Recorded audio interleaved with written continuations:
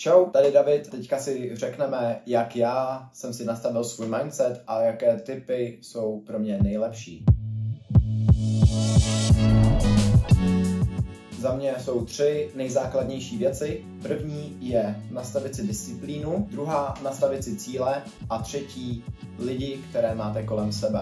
Takže za prvé, co se týče disciplíny, já jsem od malička hrál hokej, takže tam se ta disciplína hodně vybudovala. Teď chodím do posilovny pravidelně 5x až 6x týdně, o tom si řekneme v jiném kurzu, který je přímo od gymu. A vlastně sport a posilovna, to vám pomůže nejvíc na to si vybudovat disciplínu, protože jdete do toho tréninku i přesto, že se vám nechce a strávíte tam ten čas, tu hodinu, 2 a makáte tam. Takže tohle vám pomůže nejvíc a vlastně o posilovně a gymu celkově si řekneme v jiném kurzu, který jste si určitě zakoupili. Druhý bod, nastavit si cíle a mít svoji vlastní vizi a vidět se na tom úspěchu.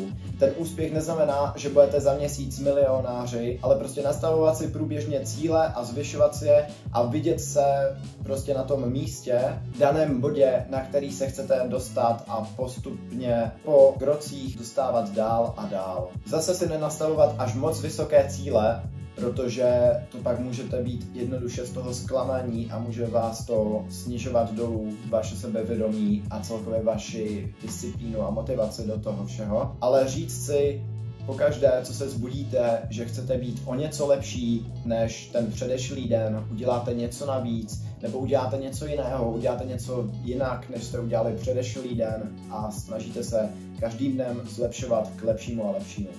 Jako třetí a za mě jedna fakt z nejdůležitějších věcí jsou lidi, které máte kolem sebe a lidi, kterými si obklopujete. Jestli jste někdo, kdo má kolem sebe spoustu kamarádů, kteří chodí například každý víkend pít, nebo nemají žádné cíle, nebo jsou takový prostě, že neví, co chcou dělat v životě a jedou takovej prostě basic život, tak takový lidi kolem sebe není dobré mít, ti vás pouze stahují dolů. Jak jednou řekl jeden člověk, když máte kolem sebe 2 lidi, kteří chlastají, budete třetí. Když máte vedle sebe 2 lidi, kteří chodí do posilovny, budete třetí. A když máte vedle sebe 2 lidi, kteří podnikají, tak budete třetí. Tak a teďka, jestli jste šli postupně, tak můžete jít na další video, které bude od Šimona.